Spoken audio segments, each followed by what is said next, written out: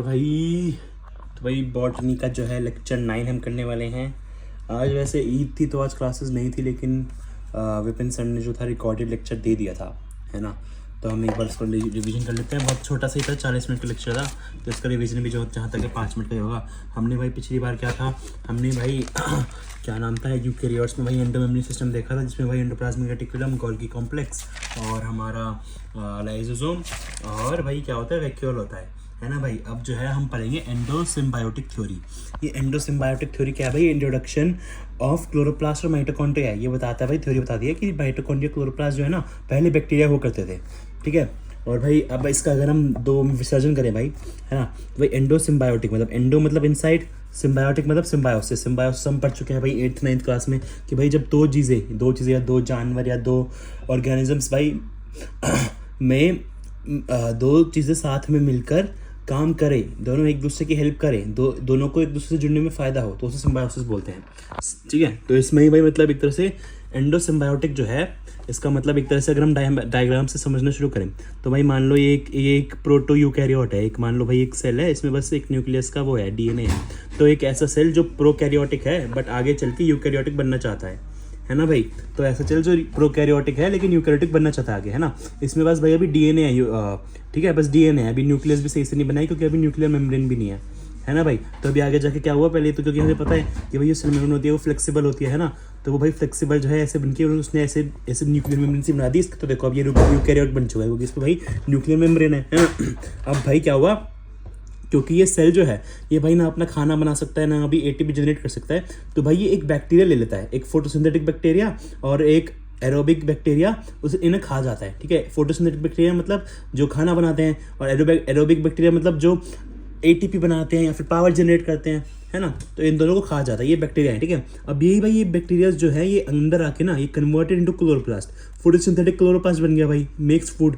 और mitochondria ATP, aerobic वाला जो माइटोकॉन्ड्रिया भाई मेक्स एटीपी, पावर बनाता है भाई। एक ऐसा सेल है तो बताया मैंने, ठीक है भाई। अब नोट क्या है भाई, both mitochondria and chloroplast are semi autonomous. अगर तुमने पिछले लेक्चर की रिवीजन भी देखी हो या फिर तुमने लेक्चर ही देखा हो तो भाई ये भी हमने पढ़ा था कि मतलब सेमी ऑटोनोमस मतलब they can make their 50% proteins, है ना, ठीक है। और भाई 50% प्रोटीन्स खुद बनाते हैं और 50% जो है ये दे देता है, 50% ये न्यूक्लियर डीएनए देता है भाई। Rest proteins are given to mitochondria by nucleus, ठीक है भाई। तो अब अगर इसमें हम भाई जो है सिम्बायोसिस वाला वो देखें तो भाई देखो ये जो है क्लोरोप्लास्ट खाना बनाता है, ये दोनों खाना नहीं बना सकते तो इन्हें खाना दे देता है, ये एनर्जी बनाता है, इन दोनों को एनर्जी दे देता है, ये भाई प्रोटीन दे देता है इन दोनों को, ठीक है। देखो इनके बीच में सिम्बायोसिस हो गया, तो इसका नाम इसलिए एंडोसिम्बायोटिक थ्योरी था, ठीक है। एक तो हम डायग्राम से समझ सकते हैं, या फिर अगर हम भाई ऐसा करें कि एक तरह से एंडोसिम्बायोटिक थ्योरी यही तो है कि भाई जो माइटोकॉन्ड्रिया और प्लास्टिड थे पहले वो बैक्टीरिया थे, तो भाई तो हम सिमिलैरिटीज बिटवीन बैक्टीरिया और माइटोकॉन्ड्रिया देखें तो भाई size similar to chloroplast, size similar होता है इनका, बस 70 राइबोसोम होता है।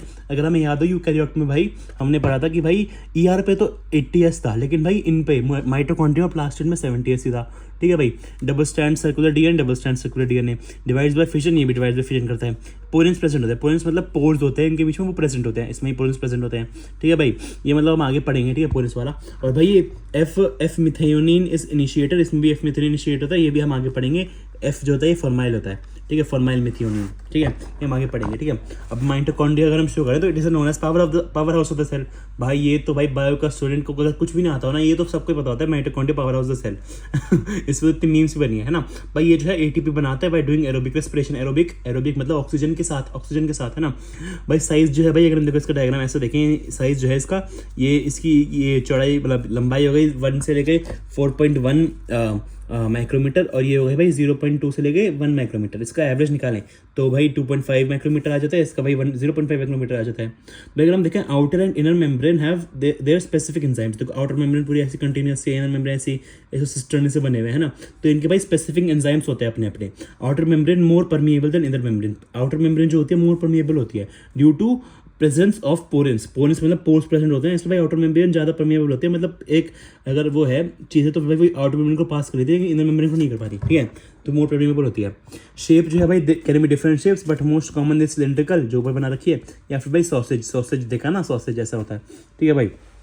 नंबर जो है depends upon physiological activity of the cell, मतलब भाई फिजियोलॉजिकल मतलब भाई अगर सेल को ज़्यादा एनर्जी चाहिए तो ज़्यादा होंगे भाई, और ठीक है, तो more and larger mitochondria are seen in cells with high energy requirement, ठीक है। स्मॉल ऑर्गेनल है भाई, स्मॉल ऑर्गेनल है। स्टेन भाई अगर क्योंकि ये स्मॉल ऑर्गेनल है इसलिए भाई हमें एक, क्योंकि ये भाई ये जो ऑर्गेनल है ये सेल में बहुत छोटा है, सेल में भी बहुत छोटा है, सेल पहले से छोटा होता है लेकिन सेल में भी बहुत छोटा है ना। तो हमें भाई इसे देखने के लिए स्टेन करना पड़ता है। अगर हम स्टेन करेंगे तो जानूस ग्रीन एक स्टेन है। जानू कैसी हो जानू, ओके जानू है ना। तो जानूस ग्रीन एक स्टेन है भाई।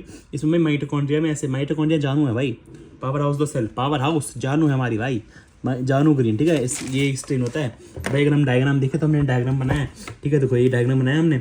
ये आउटर वाली मेम्ब्रेन होती है माइटोकॉन्ड्रिया, इसे ओएमएम बोल दिया। ये हाईली पर मोर परमेबल होती है ड्यू टू पोरेंस और कंटिन्यूअस, देखो कंटिन्यूअस है ना। इनर मेम्ब्रेन जो होती है भाई आईएमएम, इसमें इनफोल्डिंग्स होती है, देखो इनफोल्डिंग्स लाइक सिस्टर्ड क्रिस्टाई, ठीक है। क्रिस्टाई इस ऐसी वो होती है फोल्डिंग्स। एक सेकंड रुको, हाँ तो इसे क्रिस्टाई बोल देते हैं, ठीक है। जैसे इनफोल्डिंग्स होती है क्रिस्टाई होती है, ठीक है। ऐसी इनफोल्डिंग्स होती हैं, ठीक है भाई। और जो है भाई यहाँ पे देखो ये एक मेम्ब्रेन है, ये दूसरी मेम्ब्रेन है, इसके बीच में जो स्पेस होता है इसे एंडो मेम्ब्रेन स्पेस बोलते हैं, है ना। अब भाई इसके ये जो है इसके बाहर जैसे इसे यहाँ पे जो एक्वस सॉल्यूशन कुछ होता है भाई पानी पानी जैसा, तो उसे आउटर एक्वस कंपार्टमेंट बोलते हैं बिटवीन ओएमएम एंड आईएमएम। और भाई अंदर की तरफ जो है इनर एक्वस कंपार्टमेंट होता है जो मैट्रिक्स होता है। इसमें भाई डेंस होमोजेनस मटेरियल है, होमोजेनस मतलब यूनिफॉर्म, है ना भाई। और अगर हम ये देखें, अगर अब हम यहाँ पे चलते हैं, ठीक है। ये देखो ये हमारा वो है, क्या नाम है, डीएनए है। तो भाई डीएस सर्कुलर है भाई, और एक ही कॉपी है बस डीएनए की। ये हमें दिख रहे हैं आरएनए भी है भाई बहुत सारे, है ना भाई। यहाँ पे 70S राइबोसोम दिख रहे हैं, ठीक है भाई। प्रोटीन्स दिख रहे हैं, प्रोटीन्स जो 70S राइबोसोम से बनाए होंगे। और यहाँ पे हमें एक चीज़ दिख रही है जो ऐसे भाई इस क्रिस्टे पे पड़ी हुई है, इस सर्कल से ऑक्सीजोम बोलते हैं इसे।